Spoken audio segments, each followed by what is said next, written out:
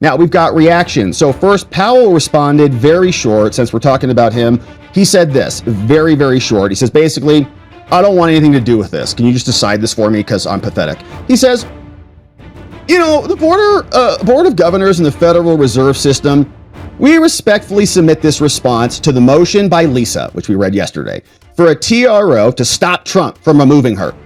As the complaint and the motion make clear, the board is being sued to ensure that Cook can obtain complete relief if she's successful. That's the only reason. There's really no conflict here. So she's just naming them. Noting that the board is sued only to the extent it has the ability to take action. Right? Now, thus, while the board has authority to independently litigate under the Federal Reserve Act and will be in attendance at the hearing, it does not intend to offer arguments about Lisa's motion. At this time, the board merely expresses this. This is what the Federal Reserve is saying.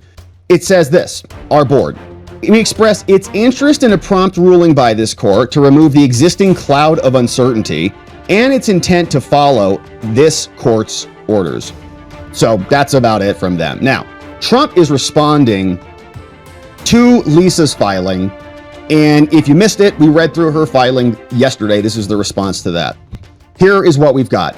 President Trump and the U.S. government now respond to Lisa Cook's motion to shove herself back down everybody's throat as the governor.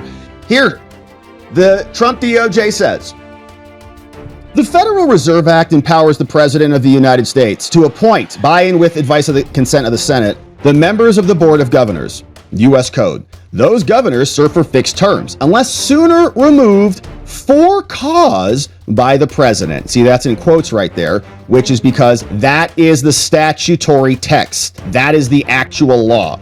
For cause by the President.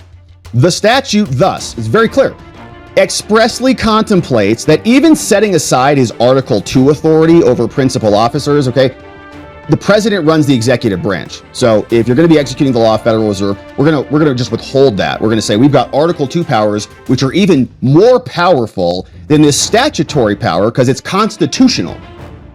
Saying we're just going to set that aside right now. We're going to beat you on that too. But first, we don't even need to go that far. The president retains broad discretion to remove the governor for cause. Now, that's exactly what the president did. You don't see the word cause defined in the statute. Congress could have done that if they wanted to. Well, cause means whatever that is. They just said that it's the president's cause. And it's because they can't substitute their judgment for the president's lest they become the president.